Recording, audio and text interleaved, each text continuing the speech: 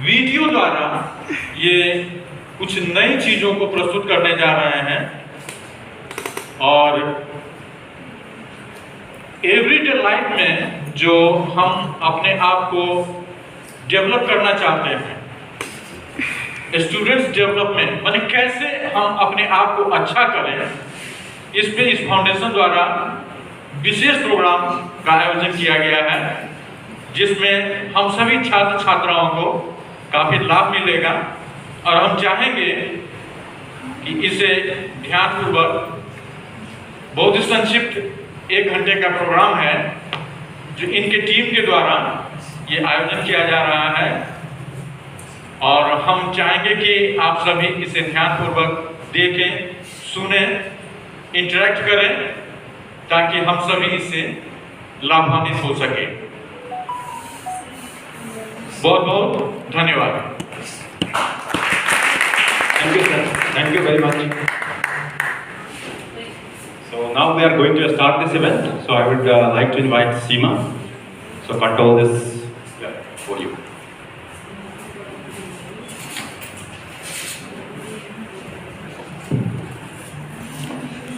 Hello everyone. कैसे हैं आप लोग? I suppose you all are very energetic and enthusiastic students of your campus. Good afternoon to all the beautiful girls and handsome boys are present here. I would like to give my heartiest welcome to Honorable HOD Sir, all the faculty members and my dear friends. I am happy to see you all around. YPM के इस खास कार्यक्रम में मैं आपका स्वागत करती हूँ, जिसका टॉपिक है सक्सेस एंड यू। अब आपका प्रश्न होना चाहिए कि YPF क्या है? YPF एक नॉन प्रॉफिटेबल ऑर्गेनाइजेशन है जो आज के यूथ के बीच विभिन्न गतिविधियों के माध्यम से मानवता और शांति का निर्माण करती है, like art for piece, work for piece, health and hygiene etcetera. अब मैं आपको अपना और अपने टीम मेंबर्स का इंट्रोडक्शन करवाना चाहती हूँ। मेरा नाम है सीमा और मेरे साथ हैं अजय जी, जो इन्फोसिस पुणे में लीड कंसल्टेंट है, और मेरे बाकी के टीम मेंबर्स हैं डॉली, सुमन, ज्ञानदीप और संतोष जी। क्या आप जानते हैं कि हम यहाँ क्यों आए हैं? हमने ये प्रोग्राम आपके कैंपस में रखा, उसका मकसद या फिर मोटो क्या है? आप में से कोई बताएगा? ओके, मैं आपको बताती हूँ। हमें इसके लिए सबसे कीमती चीज मिलती है जो केवल संतुष्टि और खुशी है, जो इस प्रोग्राम के अंत में आप सभी के चेहरे पर देखने को मिलेगी। अब मैं बताती हूँ आपको इस 1 घंटे के प्रोग्राम के बारे में। इस प्रोग्राम में मोटिवेशनल स्टोरीज, क्यूज और मिस्टर प्रेम रावत जी के वीडियोस हैं, जो मदद करेगी आपको पर्सनल एंड प्रोफेशनल सक्सेस के बारे में। अब आपका सवाल यह है कि प्रेम रावत जी कौन है? He is an author, pilot, painter and more. He is an international speaker of peace. हाल ही में उनकी एक बुक लॉन्च हुई है जिसका नाम है Hear Yourself, जो न्यूयॉर्क टाइम्स की बेस्ट सेलर बुक है। अब मैं HOD सर से यहाँ आने का रिक्वेस्ट करूंगी to collect a small gift from YPF.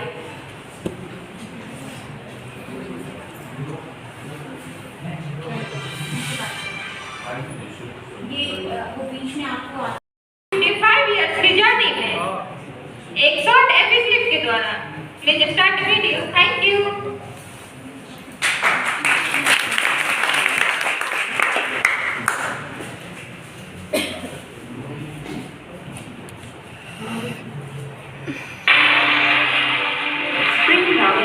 एक लेखक, मानवतावादी और अंतर्राष्ट्रीय स्तर पर प्रसिद्ध वक्ता हैं।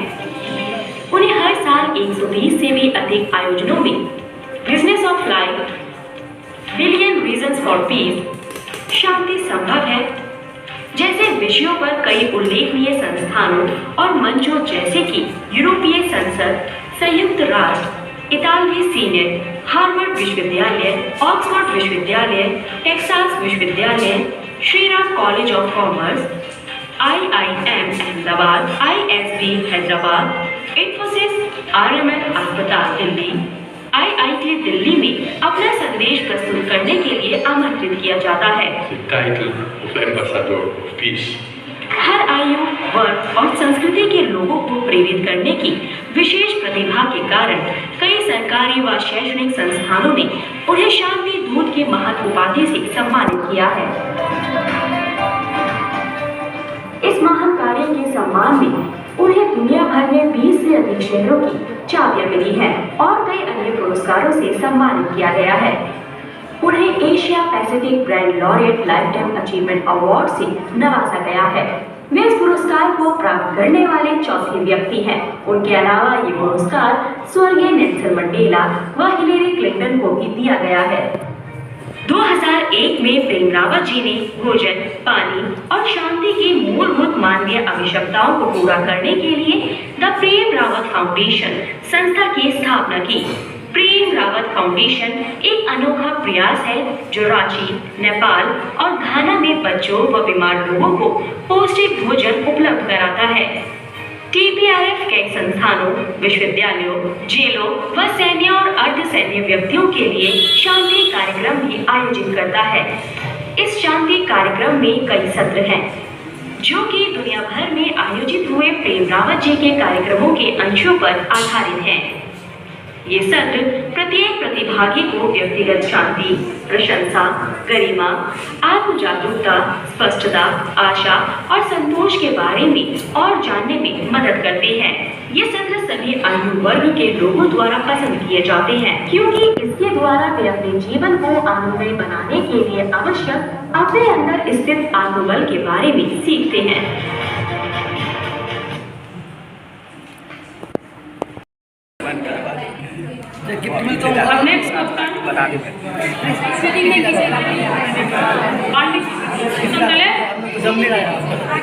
शांत हो जाइए, लोग क्वेश्चन पूछेंगे। पंडित जवाहरलाल नेहरू ने शांति में के 5 सिद्धांतों को क्या कहा? एक स्वदेशी, पूरा पढ़ लीजिए, उसका समझ क्या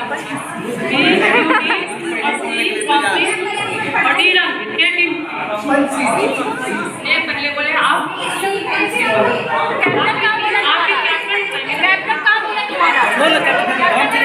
अब हल्ला मत कीजिए, बहुत ज्यादा कोशिश देख के बोल और आपका आंसर ठीक है, आंसर देख लेते हैं। आंसर 15 और 18 को पॉइंट जाता है।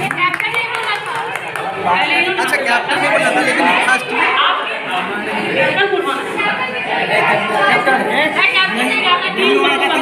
इंडिविजुअल को नहीं जीतना है। This is my team game. यही जब आप आगे बढ़ेंगे तो लेट मी कंप्लीट। ये टीम गेम है, इंडिविजुअल नहीं जीतना है। कभी भी हम टीम में प्ले करेंगे तो हमको जीतना है। ये गेम का मोटो ही यही है कि हमको टीम को जिताना है, नहीं इंडिविजुअल। ये इंडिविजुअल कंपटीशन नहीं है, ये टीम कंपटीशन है।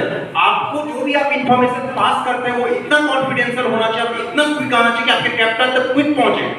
The reason behind this game is कि ये है कि आपको अपने कैप्टन तक अपना कम्युनिकेशन।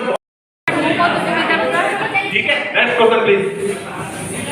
परमाणु परीक्षण प्रतिबंध संधि पर किस वर्ष हस्ताक्षर किए गए? A 1963 और B 1993, C 1936 और D 1990। ए ने उठाया पहले, आप देख सकते हैं अगर आपको नहीं। जी कैप्टन को हाथ उठाना नहीं, कैप्टन को जी अजय प्रताप क्या जी क्या यहाँ भी हाथ उठा चुका। कैप्टन पहले गेम का पहले रूल है कैप्टन। अच्छा, आपके पास हाँ जी बोलिए, और आप बोलिए जोर से। डी आप डी आंसर क्या है इनका? D answer. डी। और आपका? और आपका? डी। 2 डी और 1 सी। अच्छा आंसर देख लेते हैं। 96 और 9 आंसर गलत है आप लोग का, किसी को पॉइंट नहीं गया। जोड़ना ऑलरेडी नियंत्रित कौन? ए पहले उठाया। हाँ बोलिए आप। डी ने पर डी सी टीम ने सेकंड में हाथ मारा। हाँ ए ने पहले उठाया। ए और डी बोलिए डी क्या है? यंत्र कौन? हाँ जी आप जब भी आंतरिक सांख्यन से आपका मैडम बी ओके आंतरिक सांख्यन जस्ट चेक इट। आंसर किसी का सही नहीं है। ज्वाइनिंग टुगेदर सी बोल रहे हैं। सी बोल रहे हैं। अब नेक्स्ट क्वेश्चन या यू अच्छा नेक्स्ट यू पे ए टीम ने पहले पहले ए उसके बाद सी। हाँ सी है सी महात्मा और आप आपका बता okay just check the answer right Patanjali ठीक है। A option A NSS B card C LTS और डी एनसीसी। आप ऑप्शन आंसर क्या? हाँ जी आप बोलिए। हाँ हाँ बोलिए एकदम। डी होगा डी एनसीसी। हाँ आप बोलिए। सी का आंसर है LTC C LTS capital LTS बोला है। एलटीसी एलटीएस आपका मैडम आपका मैंने just check the answer answer NCC और आंसर ए। एक ग्रुप नहीं जीता है। अभी फिर नेक्स्ट क्वेश्चन पे चले। अंतर्राष्ट्रीय शांति दिवस किस दिन मनाया जाता है? ये देखिए, ये जो क्वेश्चंस हैं ये हमें लगता है कि आप लोगों को समझने और जानने की बात है।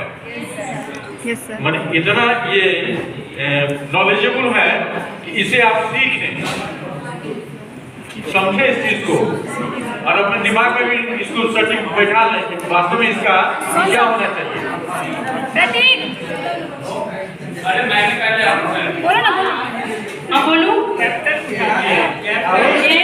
एक दिन पहले ऑप्शन बोल दूं। 21 सितंबर, बी 2 अक्टूबर, सी 21 जुलाई।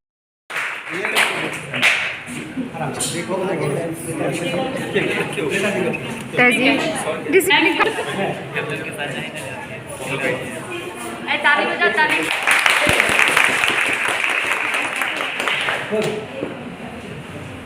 ठंडा पानी सबको पिलाओ। Thank you. नाउ इंडिविजुअल पे आते हैं कि get pass and get the degree and you will get the job. तो क्या आपके लिए सक्सेस नहीं है? जी। तो एक चीज बताइए, सक्सेस क्या एक पास हो जाना और जॉब मान लेना ही सक्सेस है? No sir. Now I am coming दोस्तों, बहुत टिपिकल टाइप का क्वेश्चन है, सक्सेस क्या है? तो ये भी तो हो सकता है, जैसे कि कभी सीखते हैं कभी हारते हैं। 100% यही है जीवन में। लाइफ जीवन तो है ही, मतलब जीवन तो लाइफ का है, कंटिन्यूअस जर्नी है। कभी आपको उतार मिले, कभी चढ़ाव मिले, कभी खुशी कभी भी। पर सक्सेस ये है दोस्तों कि चीजें हर एक मोमेंट पे सक्सेस होना चाहिए और हर एक दिन सक्सेस होना चाहिए। यदि आप इस तरीके से सोचेंगे कि यदि सक्सेस आज आपने मान लीजिए आज का एग्जाम था आपका, मान लीजिए आज एग्जाम आपने अच्छे से पास किया, वो आपके लिए डेफिनेटली सक्सेस था आज के लिए। कल आप हो करके कल नेक्स्ट डे जब आप यूनिवर्सिटी टॉपर बनेंगे, यूनिवर्सिटी पास करेंगे, परसों के लिए सक्सेस आपके लिए हो रहा राइट। फिर नेक्स्ट डे जब आप जॉब में जाएंगे, वो आपने जॉब प्राप्त किया, फिर ठीक है जॉब में भी फिर आपका प्रमोशन। क्या वो सक्सेस कंटिन्यूअस प्रोसेस नहीं है? क्या सक्सेस एक ही बार मिलना चाहिए मेरे को लाइफ में? No sir. आप लोग बताइए दोस्तों, सक्सेस क्या एक ही बार मिल जाना सक्सेस है लाइफ का? नहीं सर। जैसा लाइफ कंटिन्यूअस प्रोसेस है वैसे सक्सेस ही कंटिन्यूअस प्रोसेस। हर एक मोमेंट में अपने को सक्सेस मिलना चाहिए। सक्सेस तो सर फाइंड कर सकते हैं स्किल से, क्योंकि हर टाइम सर हो सकता है कि अभी हम लोग यूनिवर्सिटी में, इससे पहले स्कूल में, हर जगह सक्सेस की बात होती है। तो सर इसका तो एक ही अगर एक शब्द में मतलब दिया जाए तो जो स्किल पाना, यानी जो भी काम कर रहा है उसमें सही तरीका से काम करना, वही सक्सेस होना चाहिए। करेक्ट या एब्सोल्युटली राइट। ठीक है, तो चलिए देखते हैं, इस पे एक वीडियो है मिस्टर प्रेम रावत जी का, देखते हैं फिर आपसे डिस्कस करते हैं। Thank you. हमारे गाड़ी में अरे ले लेना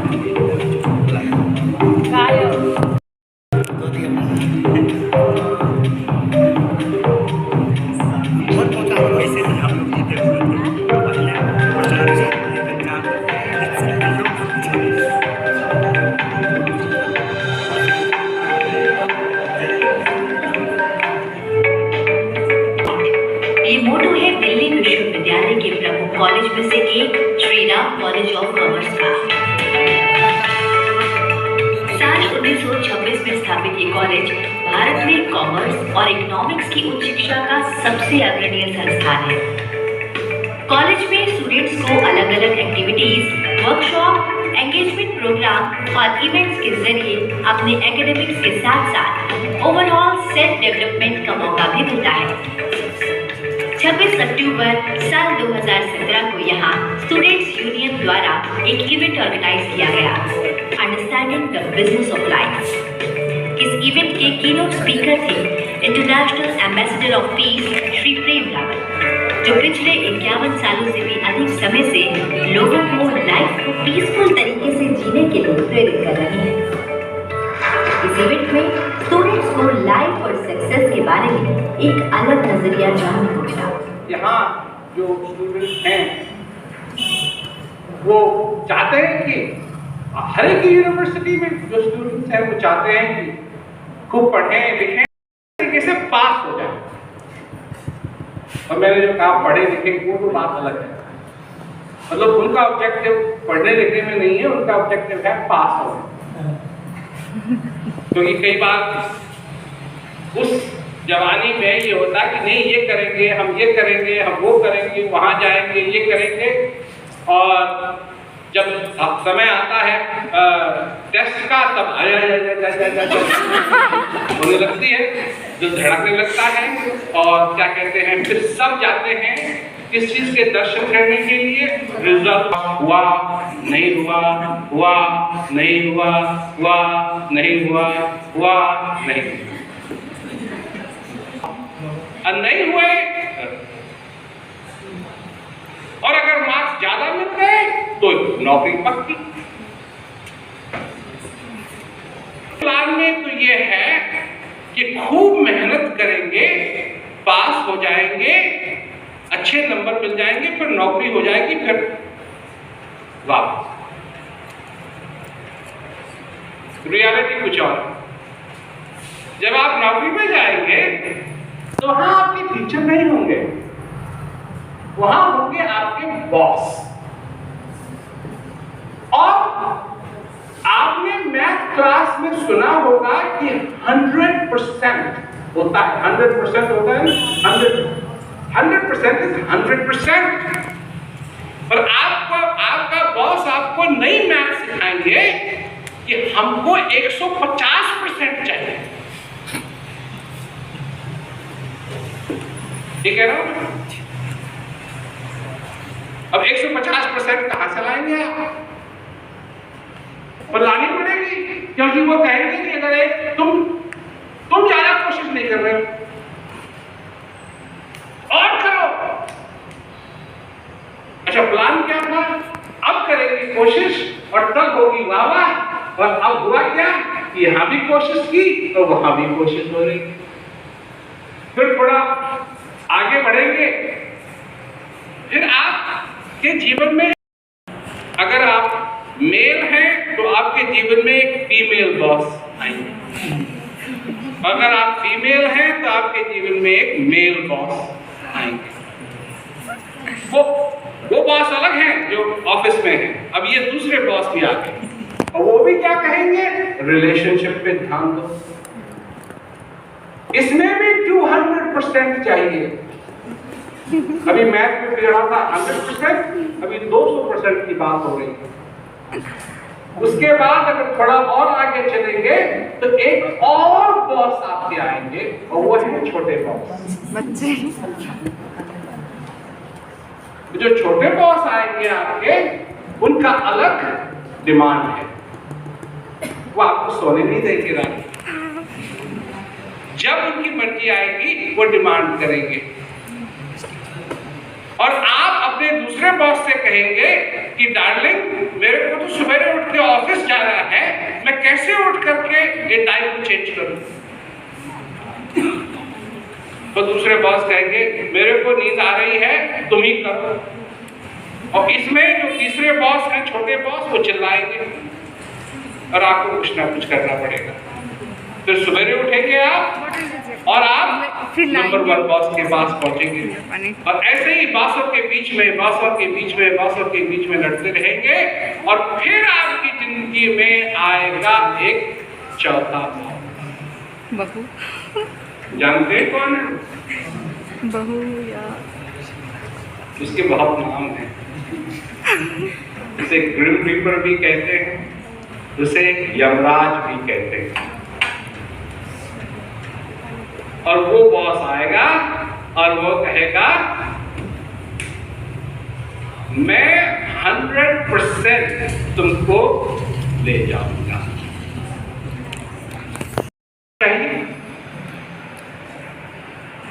क्या आपने अपने जीवन में उस चीज को समझ लिया है जिसको समझना चाहिए? क्या आपने उस शांति को अपना लिया है जिस शांति को अपनाना चाहिए? क्या आपके जीवन के अंदर रूट कॉज ह्यूमैनिटी है या एम्बिशन है? आप किस चीज के लिए? I love you, I love you, I love you एक कार्ड खरीदते रहते हैं।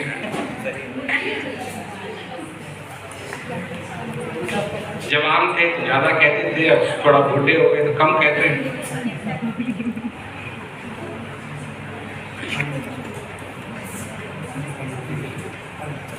देखिए, प्यार करना चाहिए,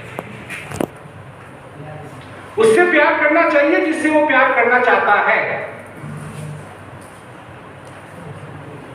और असली प्यार वो है कि प्यार हुआ जिससे हुआ, पर उसके काम से नहीं। तो मैं ऊपर से बात चालू हो जाए तो सारा रूप बदल गया। अब मैं ये 4 चीजों के बारे में इसलिए कह रहा हूं क्योंकि ये हमारे स्केल में नहीं, जो हम लाइन बनाते हैं उसमें नहीं। और लाइन हो या ना हो, आप अमीर हो या ना हो, आप सक्सेसफुल हो या ना हो, इससे कोई माने नहीं रखता। ये आपकी 4 निजी चीजें आपके अंदर होनी चाहिए। सबसे पहले बात कि मनुष्य अपने आप को जाने। दूसरा, उसके जीवन में आभार होना चाहिए। आभार तो इसका मतलब है कि आप अपने बच्चे को जिसने शैतानी की, जिसको आप डांटना चाहते हैं, डांटने से पहले आप ये सोचें कि ये जो बच्चा है आपके जीवन में है, क्या आपके हृदय में इसके प्रति आभार है? बच्चे के प्रति Are you thankful for your child? किसी से आप लड़ने जा रहे हैं, आप भी जीवित हैं, वो भी जीवित है। कि आपके जीवन में आपके जीने का आभार उसका अनुभव करते हैं? आभार, टू बी थैंकफुल इस जीवन के। तीसरी चीज है कि आप अपने जीवन में असफलता को कभी स्वीकार न करें। आप अपने जीवन में असफलता को कभी स्वीकार न करें। असफलता हो, मैं ये नहीं कह रहा हूं कि आप कभी असफल न हो, नहीं, आप असफल तो होंगे, सफल भी होंगे, असफल भी होंगे, परंतु जब आप असफल हों तो उस असफलता को कभी स्वीकार न करें। उदाहरण देता हूं, जब आप सभी लोग, सारे श्रोता, जब आप बच्चे थे और आपने चलना सीखा तो आप खड़े हुए, सबसे पहले खड़े हुए, फिर आपने थोड़े हिल करके कदम लिए और आप गिर गए, असफल हुए, तो आप बैठ गए, फिर खड़े हुए। तो आपके अंदर एक समय था कि ऐसी प्रेरणा थी कि असफल होते हुए भी आपने असफलता को कभी स्वीकार नहीं किया। और फिर खड़े हुए, और फिर खड़े हुए, और फिर खड़े हुए, और फिर खड़े हुए, और एक दिन आपने चलना सीखा। जब आपने बाइसिकल चलाना सीखा, साइकिल चलाना सीखा, आप गिरे, और आपने कभी उस असफलता को स्वीकार नहीं किया। तो ये सफल होना और असफल होना अपने में एक बात है, और उस असफलता को स्वीकार करना अपने में दूसरी बात है। और आप अपने जीवन के अंदर असफलता को स्वीकार न करें। और चौथी चीज, आपके बारे में कोई क्या सोचता है इससे आपको मतलब नहीं होना चाहिए। बहुत अच्छी आपने ये 4 चीजें अगर मनुष्य के जीवन में होता है, यही नहीं हो पाता। कोई आपके बारे में क्या सोचता हमारा है आदत ज़्यादा वक्त इसी में निकल जाता है कि लोग हमारे बारे में क्या सोच रहे हैं। जो आप सोच रहे हैं वो आप सोच रहे हैं, और जो आपको मालूम है वो उसको नहीं मालूम है जिसके बारे में आप सोच रहे हैं कि वो मेरे बारे में क्या सोच रहा है। तो वो क्या सोच रहा है? वो सोच रहा है किस फिल्म को देखने जाएं, क्या खाएं, आपके बारे में थोड़ी सोच, वो अपने सोच में मस्त है। परंतु आप बैठे बैठे ये सोच रहे हैं कि वो मेरे बारे में क्या सोच रहा है, जबकि आपको नहीं मालूम कि वो नहीं सोच रहा है, परंतु फिर भी क्योंकि आप दे रहे हैं, अच्छा मैं ये सोच रहा होगा, ये सोच रहा होगा, मैं होता तो मैं ये सोचता, तो ये सब कुछ हो नहीं रहा। ये सिर्फ एक इमेजिनेशन है आपके दिमाग में कि तो ऐसा होगा, ऐसा होगा, ऐसा होगा, ऐसा होगा, परंतु ये सारी चीजें दरअसल में नहीं होती। सफलता की जो लाइन है, जो दर्जा है, वो हमसे शुरू होना चाहिए, किसी और से। तो ये चीजें अगर हम जरा ध्यान में रखें और अपने हृदय में हमेशा हर एक चीज, हमारे माताएं हैं, हमारे पिता हैं, हमारे भाई हैं, हमारे बंधु हैं, अपने जीवन में जो कुछ है, जो कुछ नहीं है, नहीं, जो कुछ है उसके लिए आभार है या नहीं। कैसा लगा दोस्तों ये वीडियो? Thank you. आपके चेहरे का स्माइली बता रहे कि रियली आप लोगों ने बहुत कुछ सीखा इस वीडियो से, और रियली यदि आप ये चीज़ें फॉलो करेंगे डेफिनेटली काफ़ी चीज़ें चेंज होंगी, क्योंकि सबसे ज़्यादा ध्यान आपका इसी पे जाता है, राइट? तो काफ़ी इंपॉर्टेंट है जो आपको लाइफ में आगे ले जाने के लिए, ठीक है? तो चलिए एक और लास्ट टॉपिक बचा इस इवेंट का, स्टोरी है वो, और काफ़ी 5 मिनट का वीडियो है, उसके बाद हम लोग ये इवेंट वाइंड अप करते हैं, ठीक? Last video.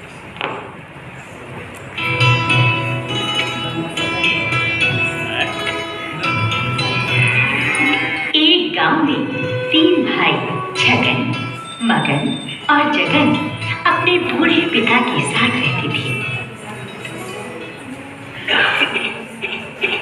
ये सोना मेरी जीवन भर की कमाई है। इसके सही उपयोग से तुम अपने जीवन में कामयाबी पा सकते हो। लंबी बीमारी के बाद पिताजी का देहांत हो गया और उनकी अंतिम इच्छानुसार सोने को 3 भागों में तीनों ने बराबर बांट लिया। देखो भाई, सोना तो मिल गया, अब अपनी किस्मत आजमाते हैं। हाँ, बिल्कुल सही, तो यही बात है, अपना अपना हिस्सा लेकर निकलते हैं अपनी अपनी मंजिल की ओर। तो ठीक है, आज से 3 साल बाद आज ही के दिन दोबारा यही मिलेंगे। और इस तरह तीनों भाई अलग अलग दिशाओं में निकल पड़े।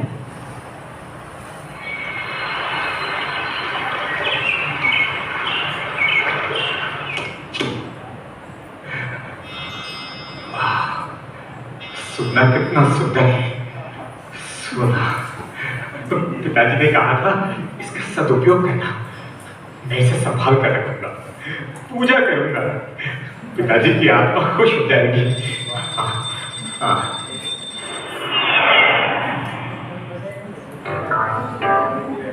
छगन कुछ वैज्ञानिक प्रवृत्ति का था, अच्छा लेखक भी। उसने सोने को तरह तरह से परख कर उस पर ढेर सारे लेख लिख डाले, कविताएं भी लिखी।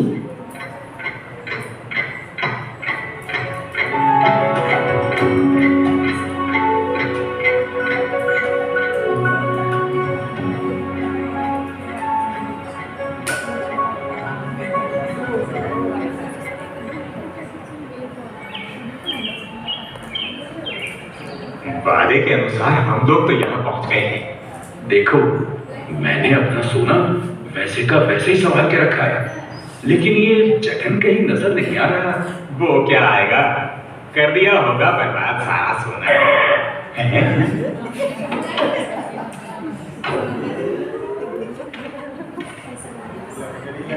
अरे तुम दोनों ने ये क्या हाल बना रखा है? तुमको भी तो सोना मिला था, क्या तुमने सोने का इस्तेमाल नहीं किया? और भाई तुम्हारे ये ठाठ बात, ऐसा क्या किया तुमने सोने का भैया? वो सोना मैंने बेच दिया था। बेच दिया था? मैंने उसे बेचकर एक खेत खरीदा और खेती की, मेहनत की, अच्छी फसल हुई, काफी मुनाफा हुआ। उससे मैंने घर खरीदा, गाड़ी खरीदी और आज मेरे पास सब कुछ है। जो सोना पिताजी ने दिया था उसका मैंने सही इस्तेमाल किया और मैं आज खुश हूँ। जिस तरह तीनों भाइयों को सोना मिला, उसी तरह हमें ये जीवन मिला है। क्या हम इसका सही इस्तेमाल कर रहे हैं? कैसा लगा दोस्तों ये video? What is the moral of this story? आप में से कोई बता। को बहुत ही अच्छे ढंग से दिखाया इन्होंने और हम आशा करते हैं कि हमारे स्टूडेंट्स आज जो कुछ देखे हैं उसे अपने जीवन में उतारने की कोशिश करेंगे। ये कोशिश ही एक दिन आपको कामयाबी दिलाएगी।